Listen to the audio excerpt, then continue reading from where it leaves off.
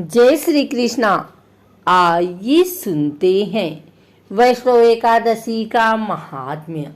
सब धर्मों के ज्ञाता, वेद और शास्त्रों के अर्ध ज्ञान में पारंगत, सबके हृदय में रमण करने वाले, श्री विष्णु के तत्व को जानने वाले तथा भगवत परायण प्रहलाद जी जब सुखपूर्वक बैठे हुए थे, उस समय उनके समीप स्वधर्म का पालन करने वाले महर्षि कुछ पूछने के लिए आए। महर्षियों ने कहा, प्रहलाद जी, आप कोई ऐसा साधन बतलाइए जिससे ज्ञान, ध्यान और इंद्रिय विग्रह के बिना अनायास भगवान विष्णु का परम पद प्राप्त हो जाता है।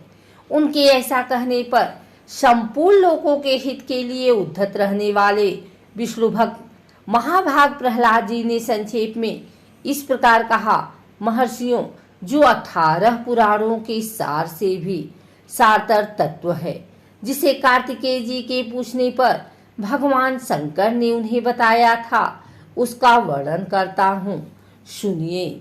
महादेव जी कार्तिकेय से बोले, जो कली में एकादशी की रात में जागरण करते समय वैष्णव शास्त्र का पाठ करता है, उसके कोटि कोटि जन्मों के किए हुए 4 प्रकार के पाप नष्ट हो जाते हैं।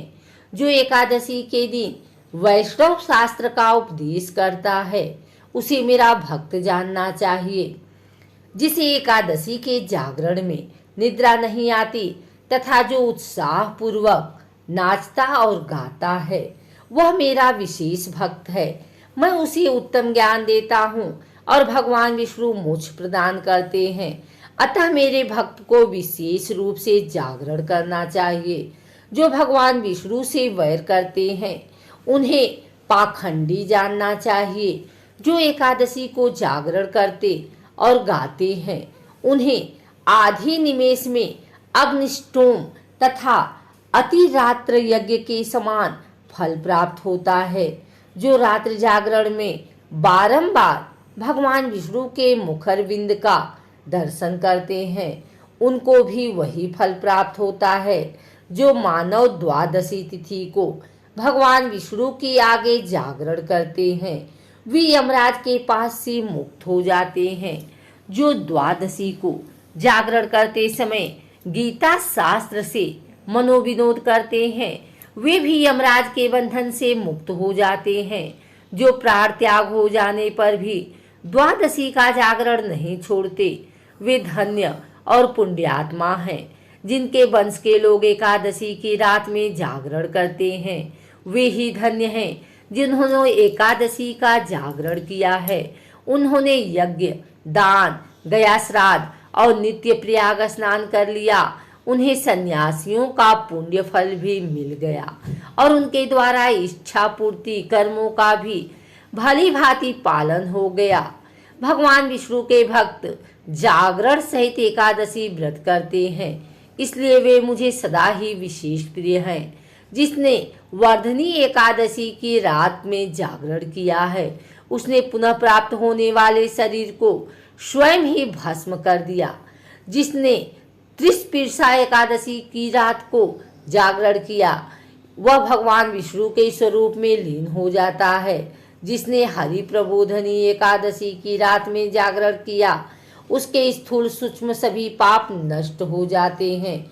जो द्वादशी की रात में जागरण तथा ताल स्वर के साथ संगीत का आयोजन करता है, उसे महान पुण्य की प्राप्ति होती है। जो एकादशी के दिन ऋषियों द्वारा बनाए हुए दिव्य स्तोत्रों से ऋग्वेद, यजुर्वेद तथा सामवेद के वैष्णव मंत्रों से संस्कृत और प्राकृत के अन्य स्तोत्रों से वह गीत वाद्य आदि के द्वारा भगवान विष्णु को संतुष्ट करता है, उसे भगवान विष्णु भी परम आनंद प्रदान करते हैं।